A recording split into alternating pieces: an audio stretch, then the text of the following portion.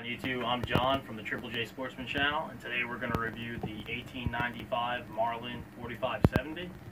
This is actually my brother's gun. He bought it down at Hunter Sports on Long Island. Big shout out to Adam and Mark for hooking him up. The gun ran him about $799. I think he got it $750 plus tax, whatever.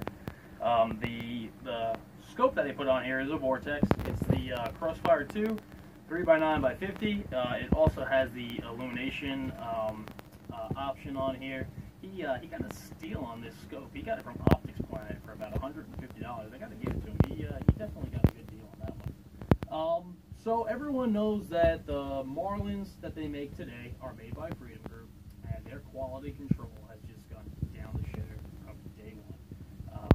They fired all their employees at Marlin, got in all new machines, and started kicking out these rifles, and just downhill. And my brother definitely suffered from it. When he bought this gun, he went to the range, and a big problem that he had was it wasn't cycling correctly. In the loading ramp, there was a piece that wasn't beveled correctly, apparently, and every time he went to go cycle the gun, the next bullet just it wouldn't feed properly. It just wouldn't go in there. He sent it back, and they actually had it back pretty quick, he said. He said within a month, get the gun back on the range, and fired right. Typical Marlin, though, is that when they sent it back to him, they actually wound up breaking off the front iron sight post. So that was broken. Another thing that I saw was the hood is crooked on here. And I personally don't believe that the crown is beveled correctly. Second opinion said that it was. Me, I just don't trust them. Obviously, Freedom Group, complete trash. But, you know, he still wanted to buy the rifle. I definitely recommend, if you're going to buy a 4570, grab a Henry or a, Winchester or a Browning. It's just, Marlin's just really gone downhill. But nonetheless, he still bought the gun, and now that everything's working properly, it is a good gun. It's just they're just not what they used to be. He has the synthetic stock on it. He tried to find the laminate one, stainless steel, like the one out of like Jurassic Worlds. Couldn't find it. He didn't order it offline. This was just in the shop that day. He wound up buying it. It has the big loop on here.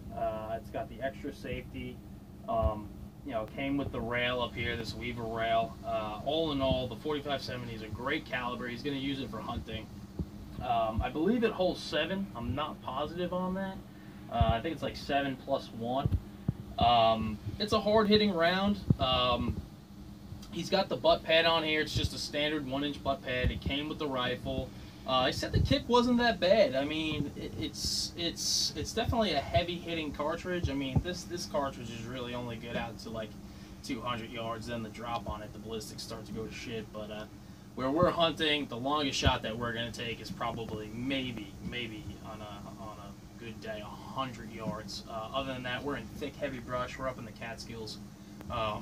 Shots aren't gonna be that far. This is a perfect gun, perfect brush gun. It's short. I believe there's only a 16-inch barrel on here.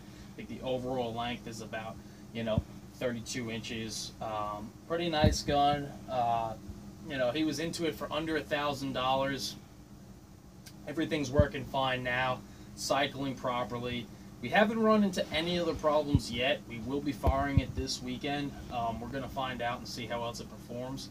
Another thing that he's got on this rifle, which I really, really like, is if I flip it around this way, he has the quick detach scope rings. You got your positive and negative with this. This is, right now you can actually see it's a little loose. He's got to just tighten down on this just a little bit more. Good thing is that if he needs to take this off really quick and use what's left of his iron sights, meaning just his hood now, he can, but the negative is that sometimes after shooting this gun, these could actually start to come loose, which it is a little bit right now. I'll take care of it when we're done with this video, but another good option. I do like that. I wouldn't recommend that for a bolt action like a 300 Win Mag, or any of the bigger calibers, 30-06, anything like that.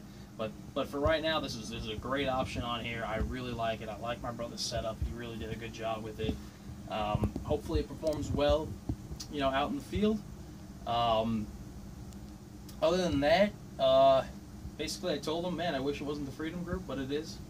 And that's it. We're going to try to have fun with it this weekend. Thanks, YouTube. Once again, I'm John from the Triple J Sportsman channel. Stick around for our next video. Please leave your comments below.